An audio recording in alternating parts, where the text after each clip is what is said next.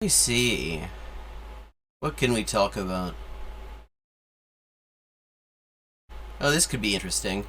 Finnish and Hungarian's long-lost cousin, the Nganasan language. This is one of the... Okay, this will be neat. So I like to talk about languages... To most of you, it's... English...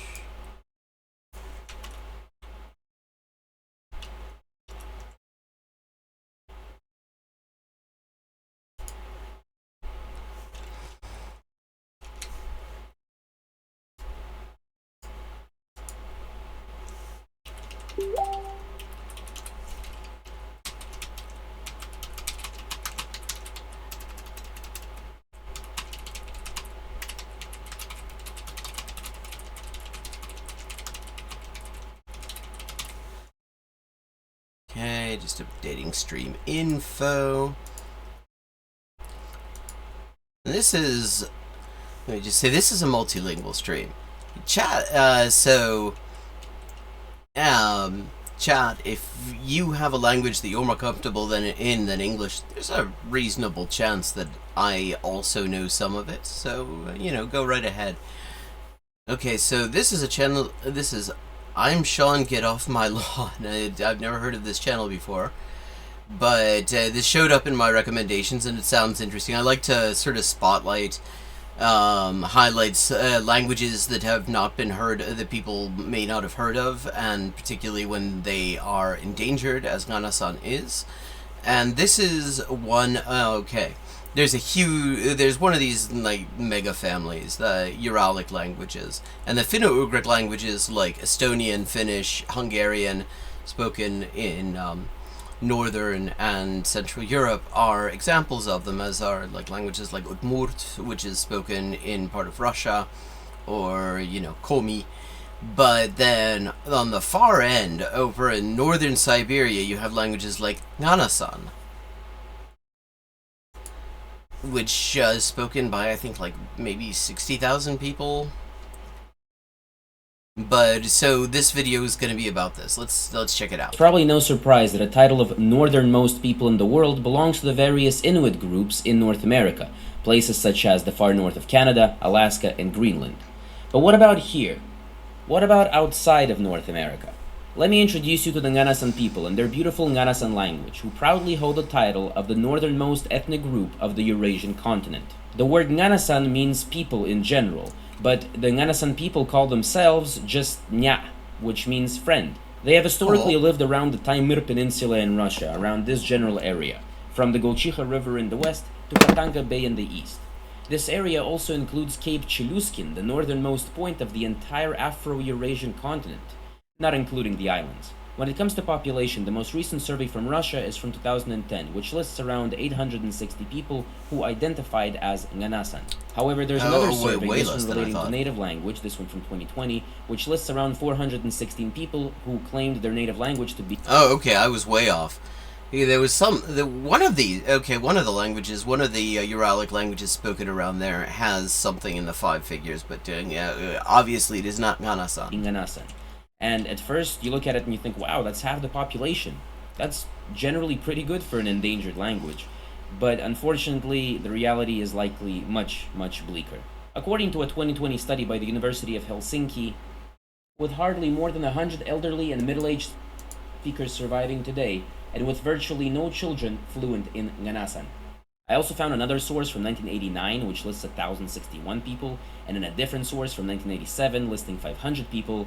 So if these sources are to be believed and ordered chronologically, that's a very steep decline and very fast.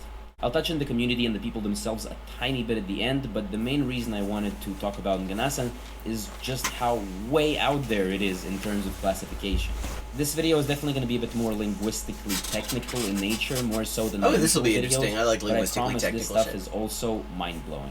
Officially, the Nganasan language is classified as being a part of the Samoyedic branch of the Uralic language family.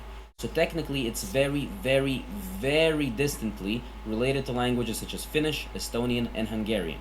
In fact, under a video on the subject by I Love Languages on YouTube, you can see a few comments by Hungarians saying how, despite understanding nothing, it seems strangely familiar and you can notice the tiniest of similarities.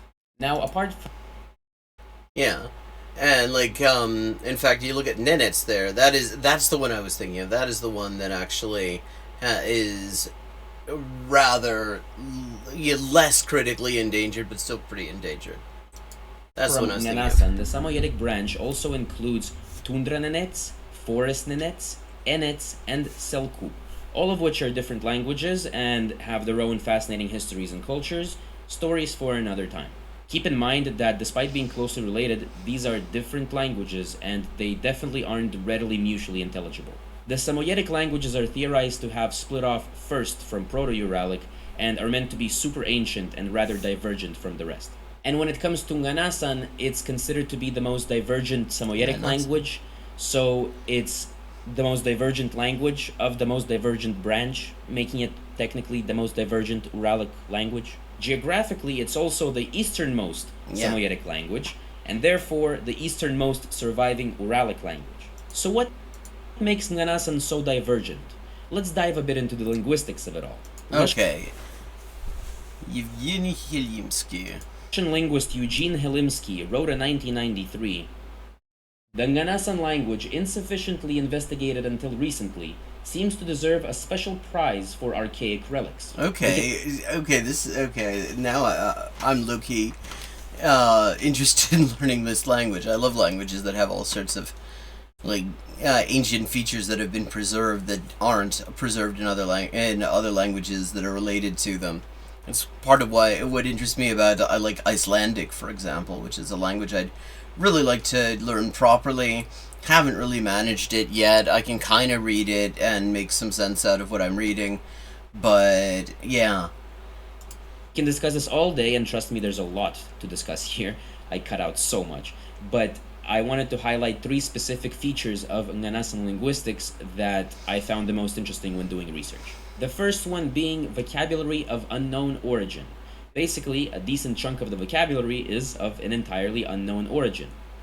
At least for now, if I have anything to do with it. Oh, which sounds like...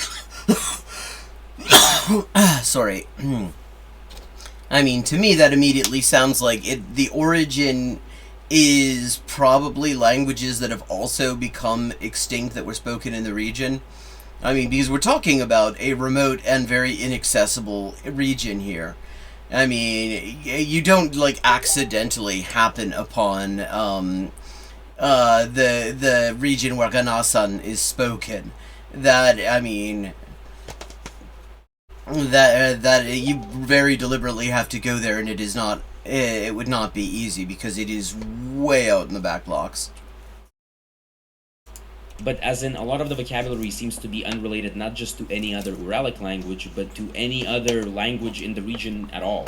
Languages have always influenced each other, so if you spend enough time looking and comparing different ones, you'll eventually start seeing connections here and there, often going back thousands of years, which gives us clues into the history of human migration before there was any written record of anything. Even if it's hard to see at first glance, every member of the Uralic language family exhibits a certain amount of shared origin of vocabulary and grammatical features.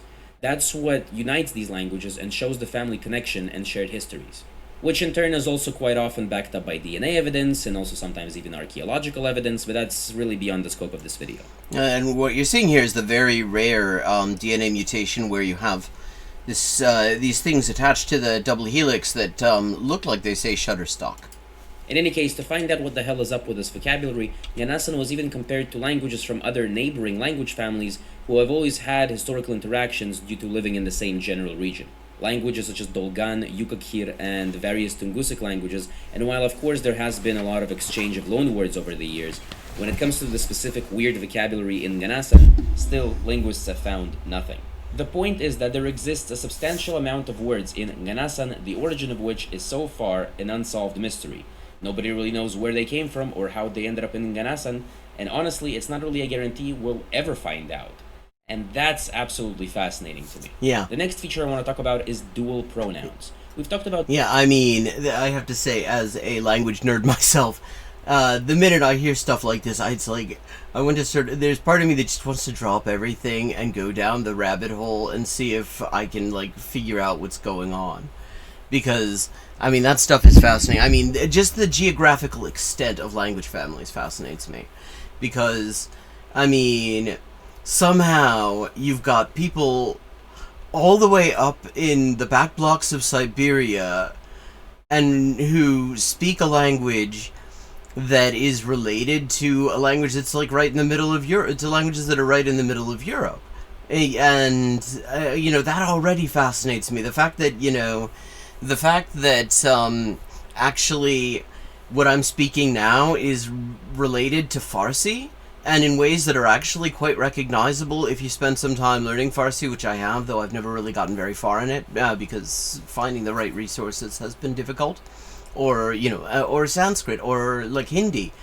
I mean, that stuff is amazing to me. Like he was just saying, like there are Turkic languages that are spoken right up against the area where Nganasan is historically spoken, and I love that shit. I absolutely I eat that shit up. That fascinates me. Dual pronouns a bit in this channel before, but basically in English you have the singular pronouns I, you, he, she, it, and you have plural for when it's more than one person: we, you or y'all, and they. Now imagine another category called dual pronouns, when it's specifically two of something. If English had this, it would be different words for... Wow, and this is where Jordan Peterson is freaking out, because, I mean, we're not supposed to have, like, any kind of special pronouns. One thing that immediately jumps out to me with this dual thing is this is something Hebrew and Arabic have.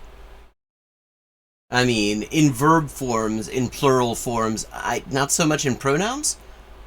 Us two, you two, and them two. Sometimes it's even more complicated than that, because some languages like to throw in gender, formality, inclusivity, and a ton of other fun stuff into the mix. But that's beside the point. Dual pronouns are a relatively common thing around the world. Arabic has it, for example. Yeah. Austronesian languages have it. Especially Polynesian languages absolutely love their dual pronouns. When it comes to Uralic languages, it's theorized that dual pronouns used to be a standard feature in Proto-Uralic. But fast forward thousands of years, and most major Uralic languages, like, again, Finnish, Estonian, Hungarian, have lost this feature. Yeah, I mean, and that makes some sense, because, I mean, being where it is, Nganasan would be one of the more isolated languages in the family, whereas one of the things you notice when you look at Finnish and Estonian and Hungarian is that they are very heavily influenced by the Indo-European languages around them. Like, I mean, for example, you notice this in Finnish, because Finnish has this sort of, like, passé composé thing going on, where you say, I am done. Minä olen tehnyt. Minä olen mennyt. I am gone. Which you find also in, the surrounding area with the Scandinavian languages that it's closely connected to geographically, that they've had, exchange with culturally for a very long time. Whereas you don't have that so much, whereas in Hungarian you don't have that, and of course it's surrounded by Slavic languages that, for the most part, do not work that way. That achieve the same thing with like different verb forms within like perfective and imperfective aspect, which just like they add or subtract syllables. Though, of course, you do have the Balkan languages that do also do this, like, ja sam bio, ja sam bila, I am been, stuff like that. And, of course, Nganasan is off, nowhere near any of those languages. And so, most likely, just that level of isolation, because it's not exactly an accessible place. It's not a place that, it's a climate that would be viewed as sort of a hostile climate environment by much of the world's population, because it's just so fucking cold and it's just so inaccessible. They would preserve a lot of very specifically Uralic things that probably would have been overshadowed by the features that have been sort of acquired through cultural exchange with neighbors in the other Uralic languages, which are they're neighboring Russian, or they're neighboring Turkish, or they're neighboring German, Czech, Slovak, or their neighboring Scandinavian languages, Germanic languages. It's only present in most Sami languages and the Samoyedic languages, like Nganasan. Nganasan actually has what I think to be... And I mean, this when you say Sami languages, I mean, there you're again talking about languages that are actually way up north, and also in the sort of more isolated parts of the countries in the Nordic region. Those are the languages you have to... that you mostly see really when you start to approach the North Pole. So, again, they're more likely, I would imagine, to preserve the sort of, like, original historic features of Uralic languages just because of that kind of geographical isolation. The most aesthetically, functionally, and psychologically pleasing system I've personally seen so far. Just look at it. Mână tână sîtı, mi ti sîti, mân tâng sîtâng. That's it. It's a beauty, isn't it? Moving on to the third feature I find most interesting. It all rhymes. Consonant gradation. To understand this, we first need to talk about what consonant mutation is. Oh, consonant gradation is something Finnish has. Consonant mutation is when consonants within words change for various morphological or syntactic reasons. This is found literally all over the world, and there's plenty of examples of this in English. Russian's full of it. Here's a few to help you wrap your head around it. The s in confess changes to sh in confession. Yes. The z in fuse, which is more of a z sound, changes to zh in fusion. What's up with... Yeah, or in Russian, распорядить, распоряжение. The d becomes zh. That? Well, it so happens that humans possess this remarkable ability of finding ways of making something easier, in this case pronunciation, only to end up creating another problem in the process. In this case, confusion. Confusion. And of course, I mean, and it is, it's a phonetic process, a phonetic shift that you can see, like, because confusion is a Romance language root. And so you have, like, if you hear in, like, this word exists basically in, I think, all of the Romance languages, in some form or other. So you've got, like, in Spanish, confusión, confusione, in Italian, confusión, or confusão, in Portuguese, and the z or s, the more you say that, if you like slur it, if you like get a little bit less cautious with where you put your tongue, it will gradually move in the direction of sh, because it's right there, it's right where your tongue goes to pronounce sh or z. I'm really proud of that one. And in most languages, there's usually some sort of pattern to it. In Russian, for example, there's the whole g чередуется на ж, k чередуется на ch, and stuff like that. Celtic languages might be one of the most well-known examples of this, just for how much of a central role it plays in those languages. Yes, and this is one of the hardest things, actually, because, I mean, there's all sorts of, because it interacts with gender. In, like, for example, in Welsh, which is the only Celtic language I really have any real knowledge of at all, where what happens, where the behavior of a word beginning with the same consonant will differ depending on the gender of the word, which is particularly difficult because it is not always clear. You can't necessarily tell just from, like, the word ending what the gender of the word even is. You kind of learn what the gender of the word is from the fact that the consonant mutates.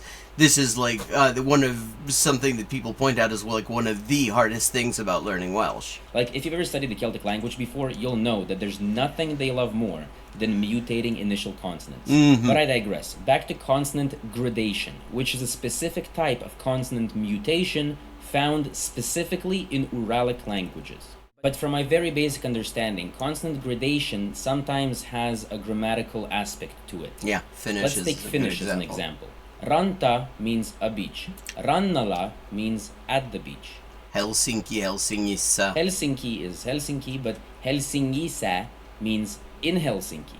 These are just two basic examples relating to the locative grammatical case in Finnish, but you can still see the sound changes going on with... Actually, rannalla is not the locative case. That is the adessive. There are lots of cases.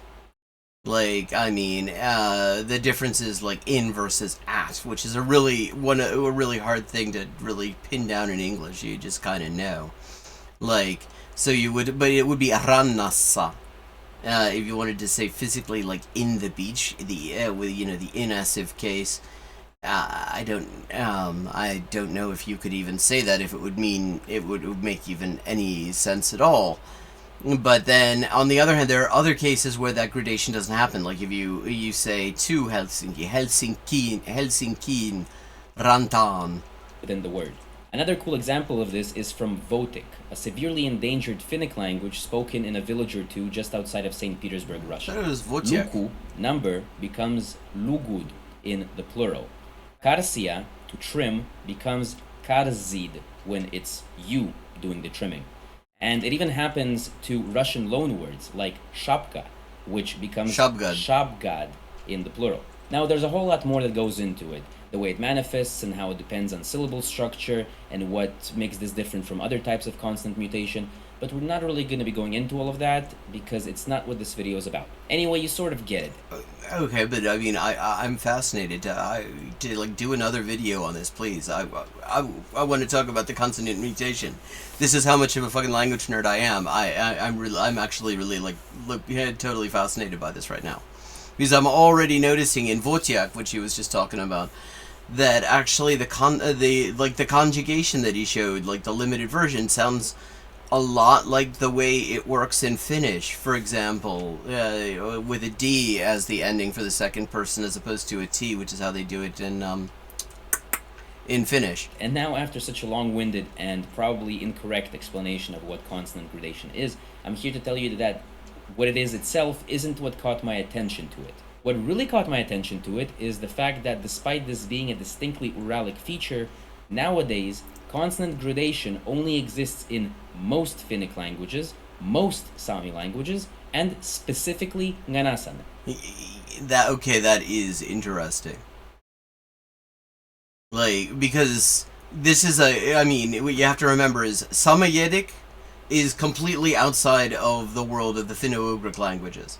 Because you have the Uralic languages, and then it branches down to Finno-Ugric, which branches down to Finnic, which is like Finnish, Estonian, Udmurt, Votiak, Komi, and a bunch of others. And then to Ugric, which is Hungarian, and then it becomes really hard to think of them because, like, basically every other Ugric language is relatively little known. And I'm blanking on it. There's like, God. What am I thinking of? There's one that starts with a V, but it isn't Votiak. But yeah, so Samoyedic, that is the other major branch, and it is completely, like, separate from the Finno-Ugric branch of the Uralic languages. So it is completely outside of where you would expect to find a specifically Finnic feature. Not even other Samoyedic languages. Let me put this into perspective. You have the Finnic languages and the Sami languages here, right next to each other, and then you have Nganasan, which is a Samoyedic language, way over yonder. They're about 3,000 kilometers apart and have been separated for thousands of years. The languages in between them, like Udmurt, Mari, Erzia, and even including Hungarian hiding over there in the corner, none of them have consonant gradation. Not a single one. Not even other languages from the same branch as Nganasan, the Samoyedic languages. That's pretty much what blows my mind about this. The fact that this specific form of consonant mutation, which, mind you, has been found nowhere else before, exists in Finnic languages, in Sami languages, which of course are geographically adjacent to Finnic languages, so it's not surprising that you would have this sort of feature sharing there. Just like, I mean, even in unrelated languages like Finnish and like Norwegian, Swedish, Danish, German, the Germanic languages that are geographically adjacent to Finnish, they share certain grammatical features and stuff, and a lot of vocabulary. Specifically Nganasan. Now, some of you might be thinking, but hold on. Wasn't it kind of a similar situation with the whole dual pronouns we talked about earlier? How only Sami and Samoyedic languages exhibited this feature anymore? Isn't it kind of the same thing? Well, not really. First of Geographically, all, it's dual kind of similar. pronouns are a common thing found throughout the world. And second, when it comes to Uralic languages, it exists in Sami and Samoyedic languages, which are two branches of the same language family, consisting of a few languages each, but still two whole separate branches nonetheless, that have this feature in common. On top of that, there's historical evidence to suggest that dual pronouns existed in other Uralic languages in the past, and so it's not that much of a coincidence and not really that weird. It's just interesting to explain in this video for context because it's a feature that doesn't exist in English and most other common European languages. Khanty and Mansi are the ones I was thinking of the main, like, Ugric languages.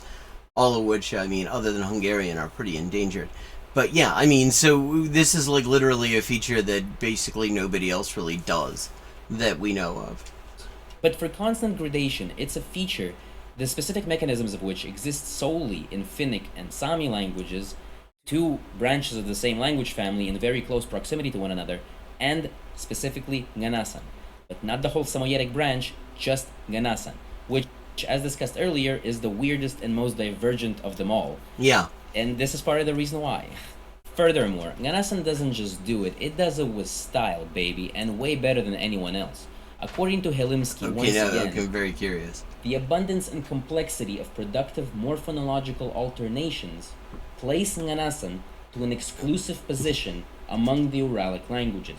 Okay, let me see. Okay, so the abundance and complexity of productive morphophonological alternations in an exclusive... So it sounds like they do more of this even than the languages that are best known for doing this. This realization led me down a rather lengthy rabbit hole of crazy theories trying to... I don't know anything about this guy. I've never watched any of his videos, but I like this guy. Because this is exactly how I feel about this stuff. Like, people who've watched this stream, watched the YouTube channel for a while, will know at one point I went down a Uralic rabbit hole too, and I found, like, I started doing stuff on Udmurt for a bit. Because I was just kind of curious about these lesser-known Uralic, specifically Finnic languages. And, you know, I found a couple of channels that I've kind of featured on here a couple of times as a result of that, because this stuff fascinates me. This is exactly, this is how I roll. This is, you know, you hear this sort of weird, like, linguistic features and stuff like that, and it's like, hey, okay, I gotta know more about this. To explain this connection. How did this happen? What makes Nganasan so special? One of the theories was this guy called El Posti, who attributed the origin of consonant gradation in these languages to a Germanic influence. How? Like, I could understand that in Finnic languages, because they're surrounded by Germanic languages, especially the main ones, the biggest ones. But where the hell are they getting a Germanic influence in Nganasan? Like, I hope that there's some elaboration on this, because, I mean, I know about Volgadeutsche, but we're kind of a little bit away from there. We're like Volksdeutsche someplace all the way up there? Now, I'm far from an expert on the subject, but even when I was reading this, I thought to myself, Germanic influence on Nganasan? What's next? Basque and Georgian being a part of the same language family? Preposterous. But, yeah, I mean... There I can actually see it a little bit more. I mean, not necessarily the same language family, but I mean, there's all sorts of migration patterns in the area. I mean, who knows? Maybe there was some point when people who spoke whatever the Proto-Oskaric language was were hanging out with people speaking something Proto-Kartvelic. I mean, yeah, weirder things have happened. I mean, again, English is directly related and not hugely distantly to Konkani. You know, that's a pretty big geographical distance, and they're in the same family. So, I mean, not impossible. I mean, that's... What followed next was me discovering what has to be one of my favorite quotes from any academic work I've ever read. But how can Nganasan facts be combined with this hypothesis? Perhaps only by a daring statement that a certain yet unknown Germanic tribe migrated as far east as to the Yenisei River with the generous aim of telling the rules of constant gradation to the forefathers of the Nganasans, and in accomplishing its mission, got frozen to death. Yeah, I mean, and the thing is, there was a time when there was something of an obsession of finding remote Germanic people, and I feel like they probably would have come up with substantiation for that then, because they were just so upset. I mean, if they were finding like Germanic people all sorts of fucking places. But so this would not be. Okay, this is just like weird as hell. Eugene Helimsky, what an absolute legend. He has written so much interesting stuff on the subject, and we'll definitely be seeing his name again in the future. Yeah, in a video related I want to read this guy too now. People watching my videos don't seem to realize the amount of hilarious linguistic beef between researchers I get to read while doing research. Yeah. I mean, if you want to see a great example of this and a great video on it, if you check out Native Lang's channel, there's a video on the Altaic hypothesis. And the amount of just beef and dunking and stuff that went on between people who were supporters of the Altaic hypothesis, which just sort of followed apart at this point, and people who were critics of it, is epic. It is just absolutely epic. I'm talking linguists like properly roasting and calling each other out in the most savage of ways, but using the most elegant language. Yes. And sometimes these arguments span like decades, and it's just glorious. Okay. Anyway, other than all that, Nganasan is full of a ton of other interesting features, such as the complex system of moods, aspect, tenses, the 7 grammatical cases. Only 7? That's actually kind of low for a Uralic language. Like, I mean, Finnish and Hungarian have like 17 each. I mean, they decided, the Nganasan people decided, they looked at that, they're like, no, there, but for the grace of God go us, we're gonna stick to 7. Etc. I just really wanted to talk about these 3 specific things that really got me interested in Nganasan.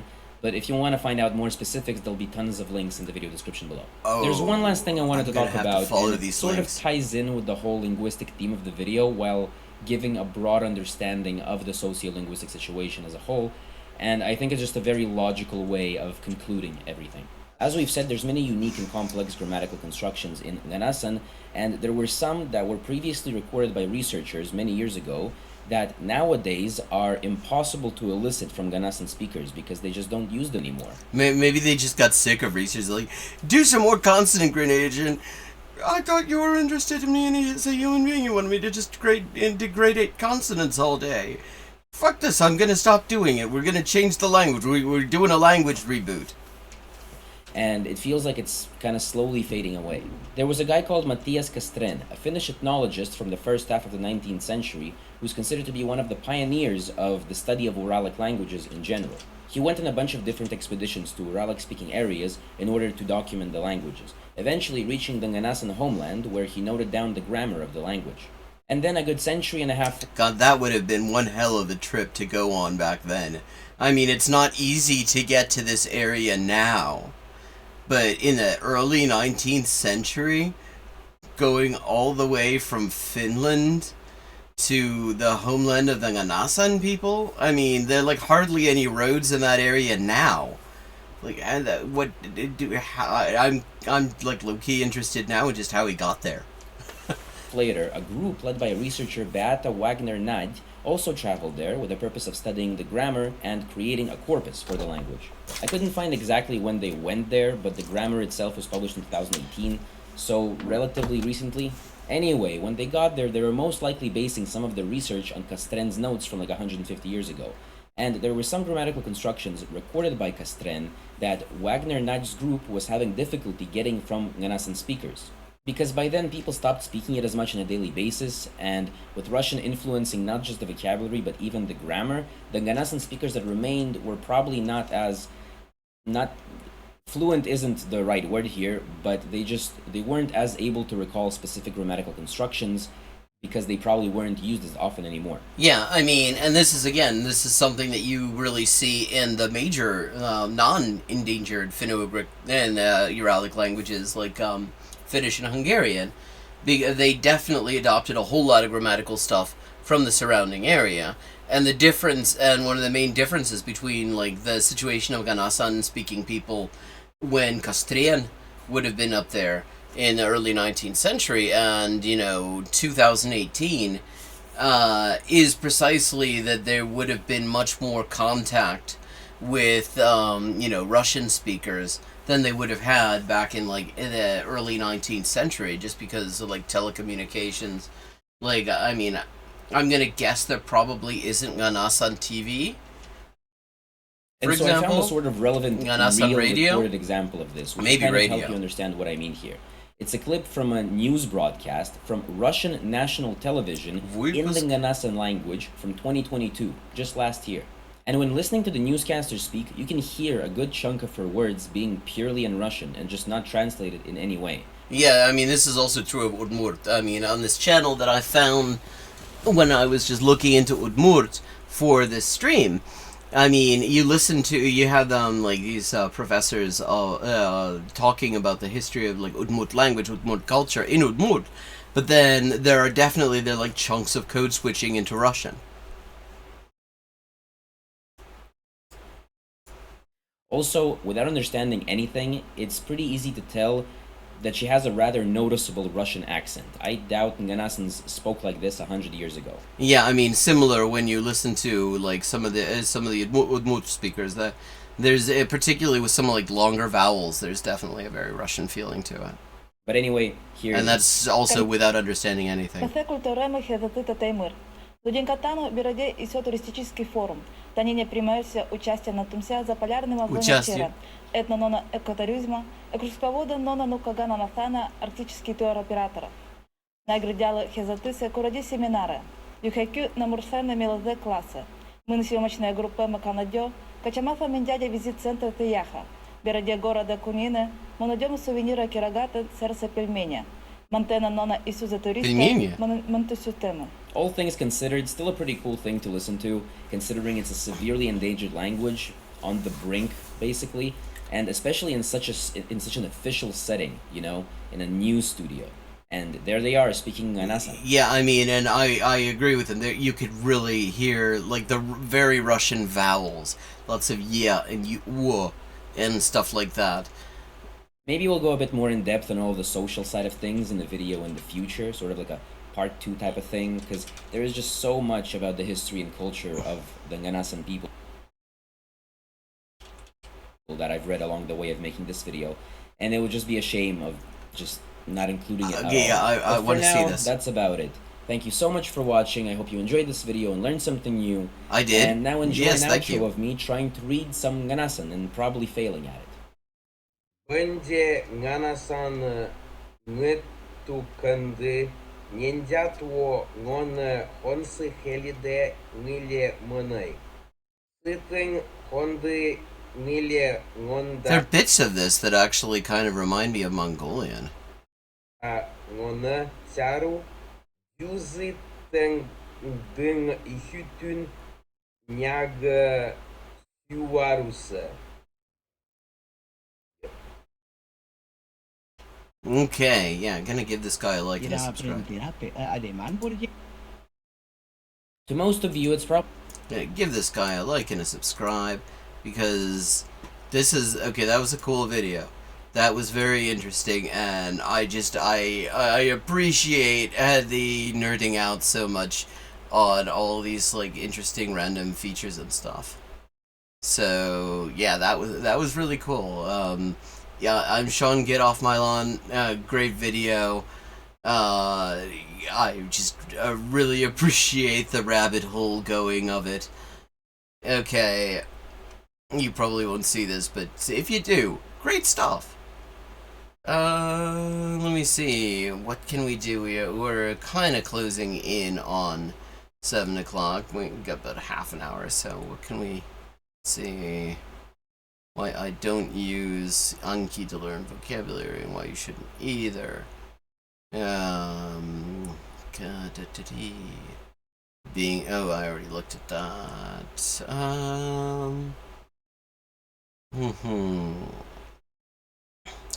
Put yourself in your student's shoes. Oh, okay.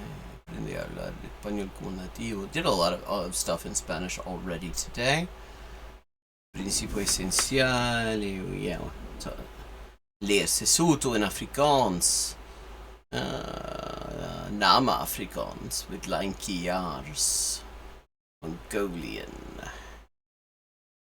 Zoe languages. How do I study 6 languages simultaneously? 日本人だからなめんなよってさ。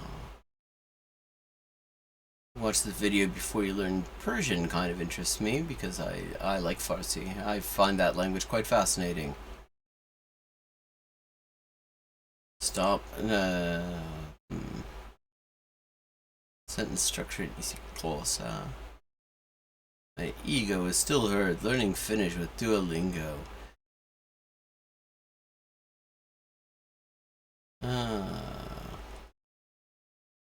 Corsican.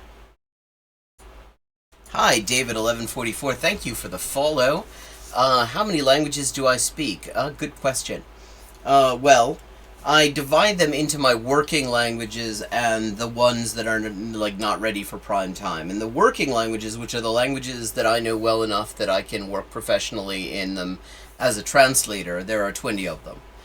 And then there are like another 20 odd that I speak sort of varying degrees of some of. For example, that can really vary. Like there's some of those languages that I can have a pretty decent conversation in, and some of them I only know 1 or 2 words in. But the languages that I know well enough that I can like translate a patent or a contract or, you know, read a book in or something like that, that's 20. Well, how'd you find me? Where are you joining us from?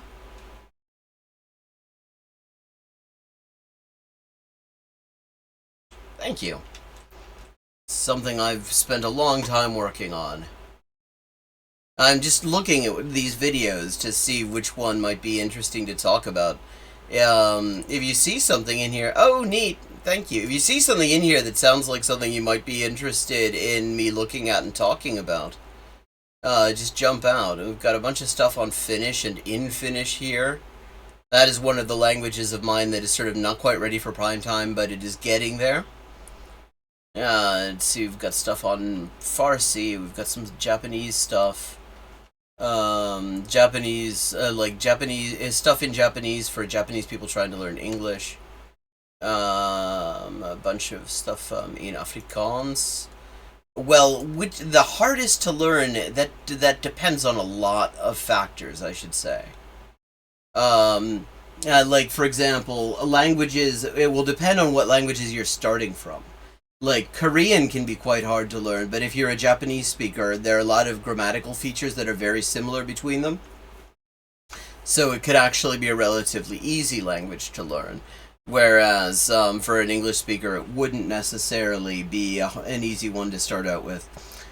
I mean, for me, one of the ones that I've had the most trouble with is Georgian. Yeah, because Georgian has all sorts of really complicated features to it. And it's also been relatively hard for me to find the kind of resources I like to work with in Georgian. It's a cool language, though, and they make really good wine, great wine, and from Georgia. Let's see. Learn isiZulu with Half-Life. Zulu, that's another one I'm working on.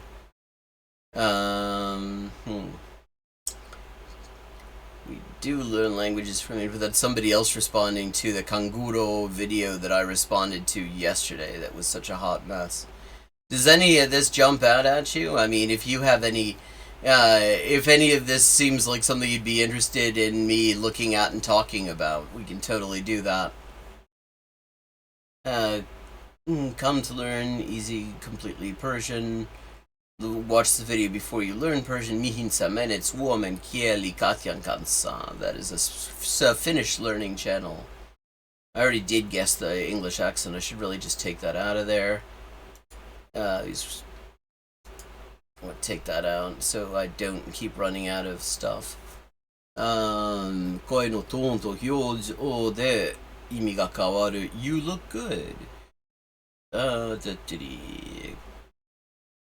mean, I got tons of stuff in here that I haven't actually looked at. What I wish I knew before learning German, that could be neat. That's Elise Speaks. I like her channel. And German is one of my languages, so it's first equal with Spanish and English. So that could be interesting.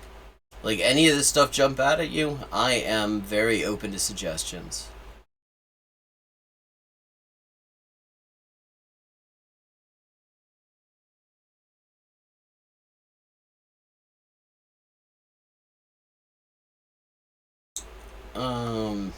An Irishman tried to learn Irish with Duolingo. Big mistake.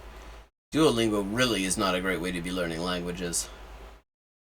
Oh, Native Lang on the Languages of Africa. Native Lang is one of my favorite language-related channels on YouTube. They're just beautiful stuff. All right,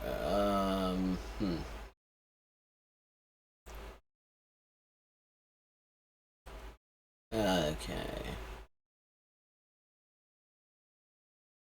Neko no Sana Tokisoba. That's rakugo, Japanese like comedy, traditional Japanese comedy with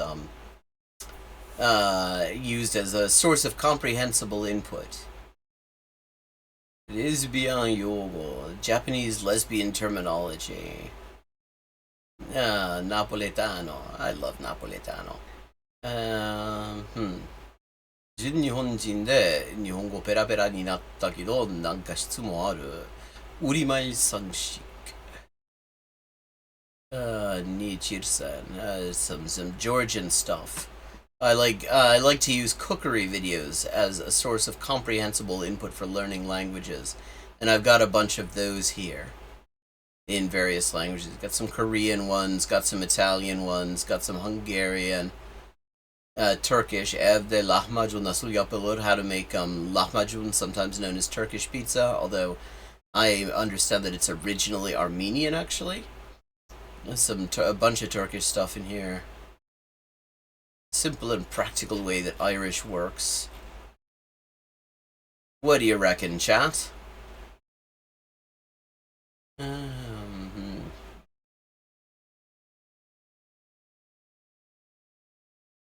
of curious about Duolingo's fatal mistake and why Japanese learners are quitting Duolingo.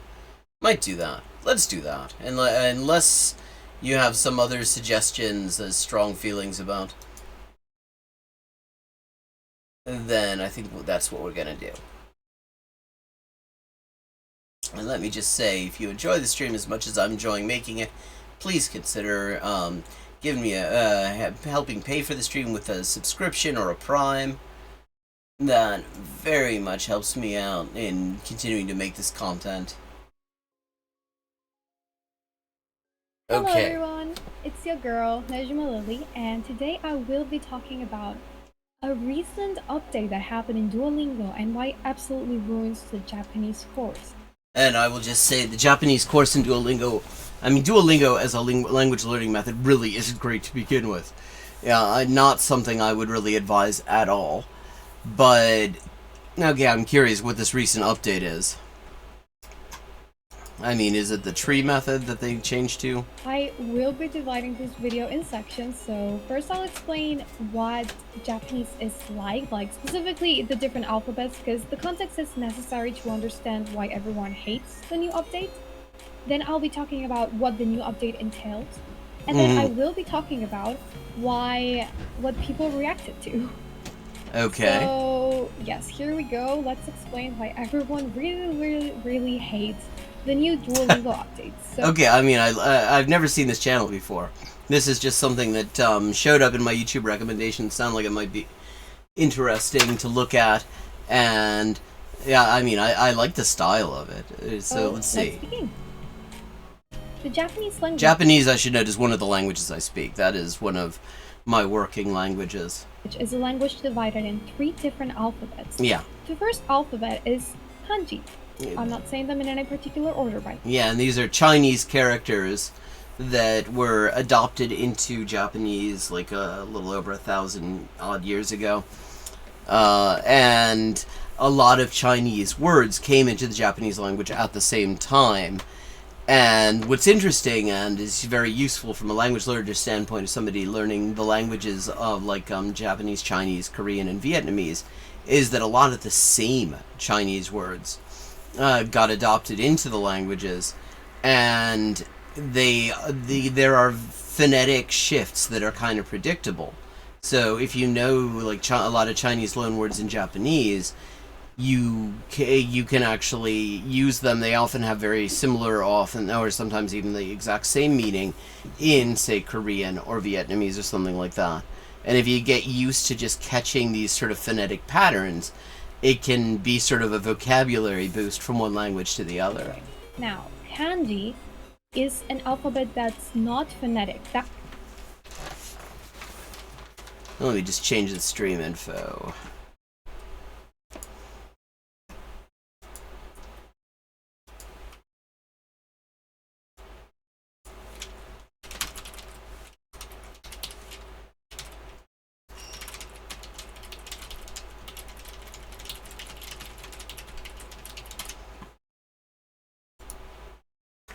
Okay. That means that you don't always know how a word is pronounced just by looking at the character it represents. You have to get used to it. So, for example, how a word is pronounced just by looking at the character it represents. So, for example, this kanji... Yeah, that is yama, not hama.